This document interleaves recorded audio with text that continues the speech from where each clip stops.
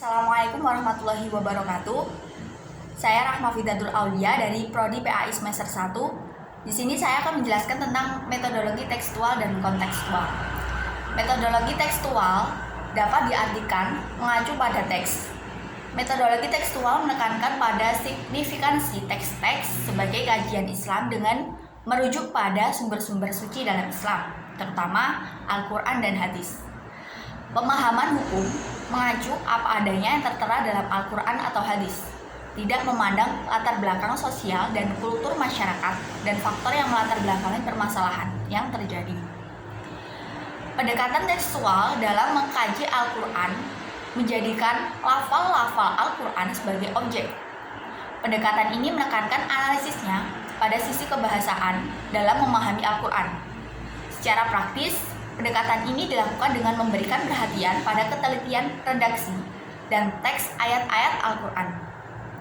Pendekatan ini banyak dipergunakan oleh ulama-ulama salaf dalam menafsiri Al-Quran dengan cara menukil hadis atau pendapat ulama yang berkaitan dengan makna lafal yang sedang dikaji.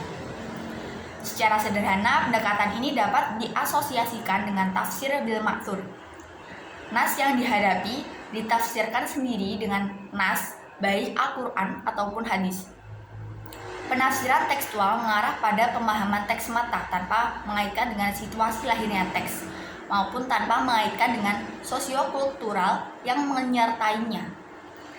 Kesan yang ditimbulkannya mengarah pada pemahaman yang sempit dan kaku, sehingga sulit untuk diterapkan pada era modern ini dan sulit untuk diterima. Misalnya, asas perkawinan dalam Islam dipahami oleh ulama klasik, boleh juga sampai kini adalah asas poligami sesuai dengan pemahaman Quran Surat An-Nisa ayat 3. Contoh lain adalah masalah hak waris antara laki-laki dan perempuan yang sudah tegas di dalam Al-Quran, yaitu 1:2. Dari segi teks, perubahan pada arah penyamaan hak waris itu menyalahi dan bertentangan dengan nas yang telah ditetapkan oleh Al-Quran. Sisi lain dari penafsiran itu adalah penafsiran kontekstual yang semata-mata tidak hanya melihat keumuman lafaz, tetapi lebih dipengaruhi latar belakang turunnya. Lebih jauh, teks harus dipahami sesuai dengan sosiokultur masyarakat di mana teks itu lahir. Karena tidak jarang ditemukan kekeliruan pemahaman sebuah teks bila teks dipahami secara utuh tanpa mengaitkan sosiokultur yang melatar belakanginya, atau kekeliruan seseorang karena tidak mengetahui apa teks itu sebenarnya. Yang kedua yaitu metodologi kontekstual, yaitu metode untuk memahami dalam kerangka konteksnya, baik ruang dan waktu. Pendekatan ini merupakan perangkat komplementer yang menjelaskan motif-motif kesejahteraan dalam ritual Islam untuk memperkuat asumsi bahwa Islam merupakan entitas yang komprehensif yang melingkupi elemen normatif dan elemen praksis. Selain itu, menepis pandangan bahwa Islam itu radikal dan keras.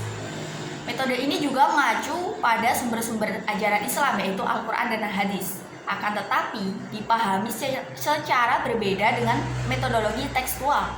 Dilihat dari waktu, latar belakang sosial, kultur budaya, serta faktor penyebab dan akibatnya.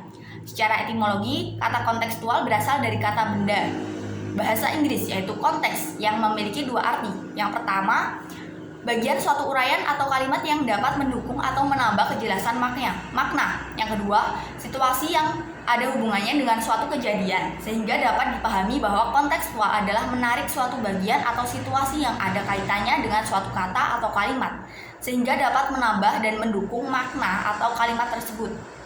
Adapun secara terminologi, Nong Muhajir menegaskan bahwa kata kontekstual setidaknya memiliki 3 pengertian. Yang pertama, yaitu upaya pemaknaan dalam rangka mengantisipasi persoalan dewasa ini yang umumnya mendesak, sehingga arti kontekstual identik dengan situasional. Yang kedua, pemaknaan yang melihat keterkaitan masa lalu, masa kini, dan masa mendatang, atau memaknai kata dari segi historis, fungsional, serta prediksinya yang dianggap relevan. Yang ketiga, mendudukan keterkaitan antara teks Al-Quran dan terapannya. Dengan demikian dapat dipahami secara sederhana bahwa tafsir kontekstual itu paradigma berpikir baik cara, metode maupun pendekatan yang berorientasi pada konteks kesejarahan.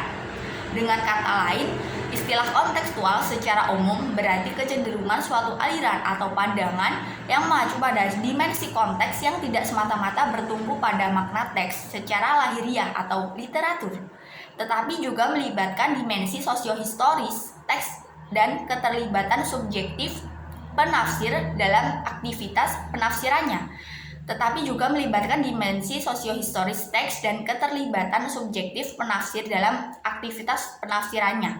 Salah satu faktor yang diperlukan dalam menafsirkan Al-Quran secara kontekstual adalah asbabun nuzul suatu ayat.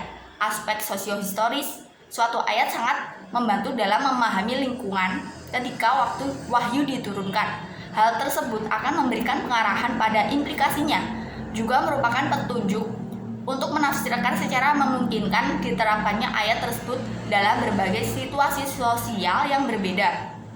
Oleh karena itu, aspek sosiohistoris suatu ayat menjadi persyaratan dalam menafsirkan Al-Quran, terutama untuk menerapkannya dalam berbagai perbedaan ruang dan waktu manusia itu. Lagi pula, tanpa usaha memahami Al-Quran dalam konteks sejarahnya, maka tidak mungkin dapat dipahami makna yang sesungguhnya. Mungkin itu yang dapat saya sampaikan. Ada kurang dan lebihnya saya mohon maaf yang sebesar-besarnya. Sekian dari saya. Wassalamualaikum warahmatullahi wabarakatuh.